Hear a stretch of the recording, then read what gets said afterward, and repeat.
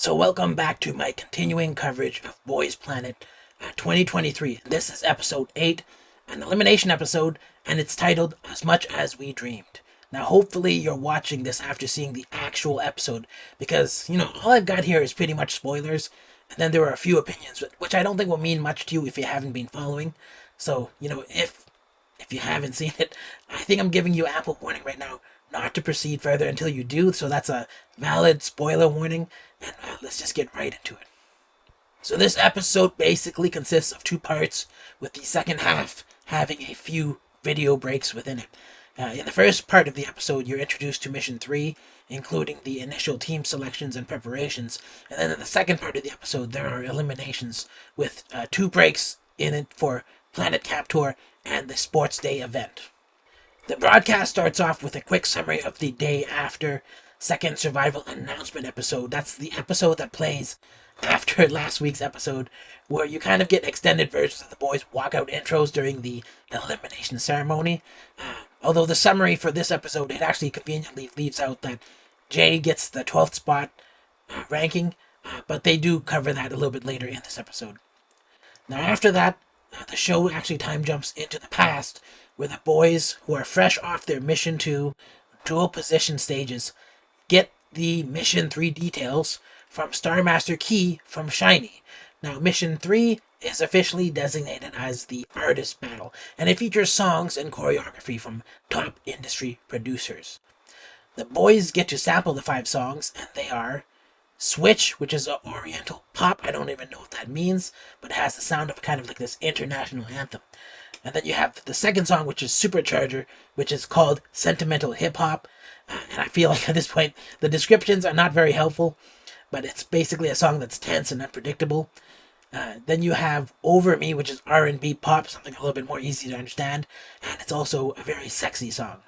The next song, the fourth song, is Say My Name, which is called Neutro Synth Pop. I don't know what that means either, but the song itself is actually refreshing. It's like something 17 might sing. And then for the fifth song, you have On Guard, which is called Funk Pop. Well, I feel it's the most modern one. It kind of feels like something that might be hot right now. That's probably the one that a lot of the guys really want.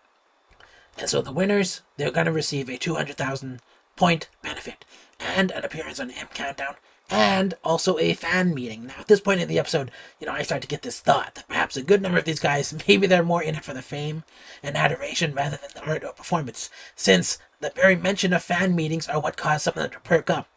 Now, I'm not saying that they don't have a right to enjoy that kind of thing. It's more just that some of the boys, they don't really have the right attitude in terms of just wanting to have a chance to perform, while, certain ones just want to do their hair. The difference in team selection this time around is that it was decided by star creators. Now, how this was revealed to the boys was that they would enter a room, and it would be the designated practice room for that song. Now, in my opinion, the audience mostly gets this kind of stuff right, and past experience of seeing audience selecting songs for the artists. I won't get into the details and all the reveals about, who ends up in which team. So I'll just show you infographics showing how it all panned out, just to kind of get through it really quickly.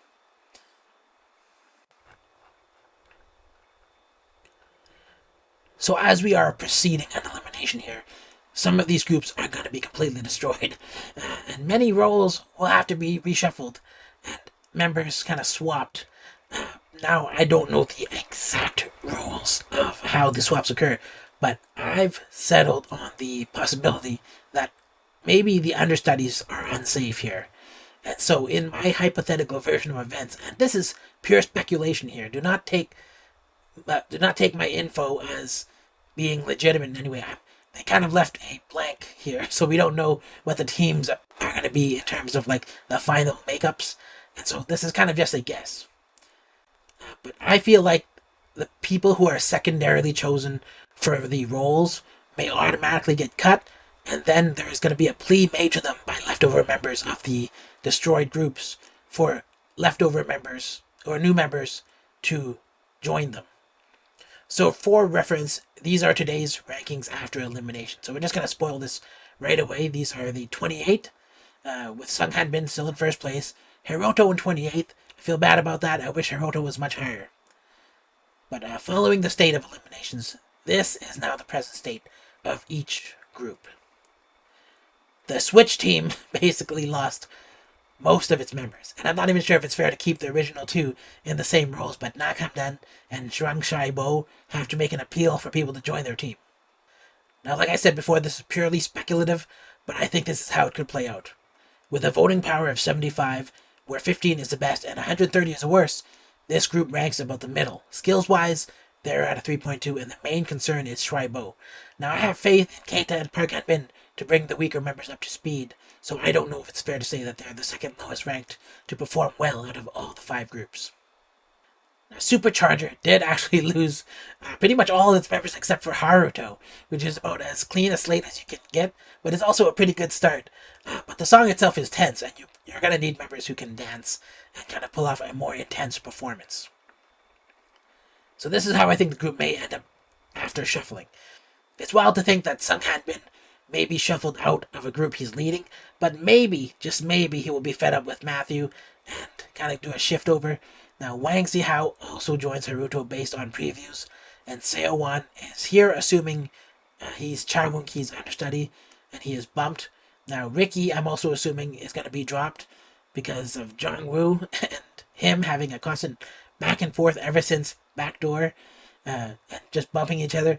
Now, I feel like this group would actually have the top skill ranking and second highest voting power if this happened. And so, with these guys in their particular positions on the totem pole, I don't think this benefit will help much, but they would still do really well and perform really well. And that's kind of conditional on Sung Han-bin kind of moving over to this team. Now, Over Me is one of those teams that seem to only require 5 roles. So with the elimination of 2 members, 3 more will have to go. Yoon Jong-woo has handily made the leader because of his past performance and just doing very well.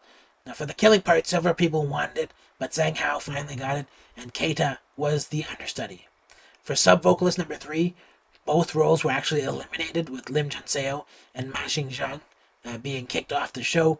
Ma Xinjiang, he also got hard-noped by Jong-woo during the preps, and so I feel like, Ma Xinjiang, he tried to cut up a role for his own benefit, and then he got shut down right away. But basically, losing both Lim Chun-seo and Ma Xinjiang means that one of the other understudies will have to pick up this role if they're not being sent away. And it's possible they have no choice, they will be sent away regardless, and then someone will just come in and pick up the new role. But I think that appeals are made, and I think that makes sense to have a more conscious effort in choosing, because you never know what roles are absent. It appears like Wang Zihao may be going to Supercharger, and Keita could be going to Switch. And this could be how things play out. The voting power is about the middle, but the skills are fairly high. They could put on a great performance, and the benefit could make a big difference. With this type of R&B song, you really can't miss. It's sexy, it's moody in the right way, and as long as you put on a good show, there's really nothing that can go wrong. Of all the groups, only Team Say My Name lost no members due to elimination. But they will probably have to prune people, since I think this song only requires 6 roles. And that means 4 people will likely be exported. If it's the understudies that get clipped, then I think Yoojin and Kim Tae-rae are endangered. The show basically primes us also for some bubbling conflict by saying that Matthew and Sung Han-bin may be having issues with their differences in leadership. And there's kind of like this end of show edit that indicates Sung Han-bin may be joining Supercharger. But, maybe he'll have a choice and can join another group. But it looks like Switch may be full with 5 members already, so I don't know if that's possible. But they might just give him the benefit of being able to kick people out, so who knows.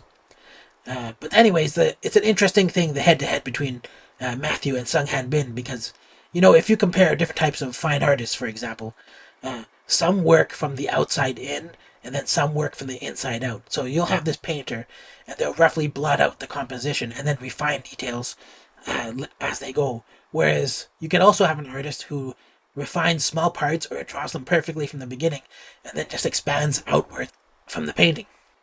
So if you were to ask me, the painter who works from the outside in probably has a better philosophy and can reach a goal quickly while being able to change things along the way, whereas the detailer kind of has no choice but to plan stuff early on and then finish it in a very straightforward way.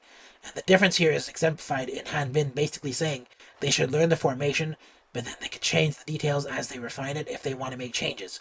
Whereas Matthew, he wants them to remember all the details, building from start to finish in small sections, which it kind of probably does make it difficult for when members either change positions after eliminations or are shuffling, or maybe if they just decide to change the choreo after feedback. So if there was a reason to leave the team, I feel like that could be it. Maybe Sang Han Bin doesn't want to rock the boat with his buddy, and at the same time, maybe he's fed up or he's worried about how things will go. And if it's too far along to change things or to provide any input, maybe he could kind of go to another team and change things. But after a reshuffle, this could be how it pans out. Though I'm not sure they would give up Han Yu-jin for Ollie. I'm just assuming, as the understudy, Han Yu-jin has no choice but to go. But this team, I feel like they have the lowest voting power as is. So if this was the actual makeup, they'd be in danger. And the average skill rank is also the lowest. So I think this team would not work out very well. And if they're smart, they should select the exports more carefully to avoid this fate. And if they keep Sung Han Bin, Han Yu-jin, and Seo Wan, and then they kind of boot Ollie, Cha Won-ki, and Takuto, I feel like it flips over completely. Now, On Guard has 7 roles to fill, so they lost just enough members that they should be fine without shuffling. But it's possible that they'll still be forced to do so. I'm not so sure, but it really does seem like Lee Ho-taek and Park Han-bin may be moving to switch. Personally, I want to see Park Gun-wook in the killing room, but people seem to favor Kim Gyu-vin in the self-evaluation, and they kind of like, I feel like they like his performance for a hunch reasons, even though he made a lot of errors in the performance. And so, hold on while I hit this bingo card for early fave ghosts. That's gonna make a few people angry, I think. If this is how the team bears out, and somehow, I actually doubt both Park Gun-wook and Kim Gyu-vin get to stay in the same team, they would have a very good performance rating and top voting power. Actually, I think it's quite possible, though, that Park Gun-wook or Kim Gyu-vin switch places with Cha Won-ki in Say My Name. But at the end of the day, all this is just speculation. So, of course, I don't know how the shuffling will work, and I don't know if it's based on appeals or if star creators play a role, or if it's voluntary. Well, what I do know is that in between eliminations, they had a sort of intermission for Planet Camp Tour, which involved Seo Wang and Cha Won-ki being a sussy pair and making humorous commentary on the goings-on at Planet Camp. And I thought that was kind of funny. And a little bit later, they also had a sports day where several boys dressed up as princesses and had to eliminate each other for the glory of Genshin Impact. Now hold on while I check off this bingo box square for sports day. And I won't spend much time going into it. But it was a nice break from the normalcy, although I would have expected a bigger variety of games with more teams. And I guess that's pretty much it. There's not a lot to say this episode, mainly because so much is left in the open, and there's not a lot to predict either. Do I think this will be the final makeup of the teams? No, this is just my best guess, based on how things have shuffled so far.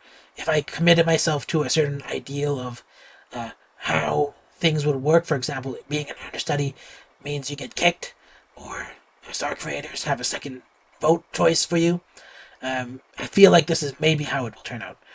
But if I was choosing my team, I don't know if this is the way I would let it turn out, especially if I was in team Say My Name. If I was in that team, I would definitely not let my team work out that way. I think that they need to retain a few of their more important members with higher voting power. And I guess that's pretty much it. If you like this video, give it a thumbs up. And if you don't like it, give it a thumbs down. Let me know why in the comment box down below. Finally, if you're not subscribed, consider subscribing, and then I'll see you in the next video.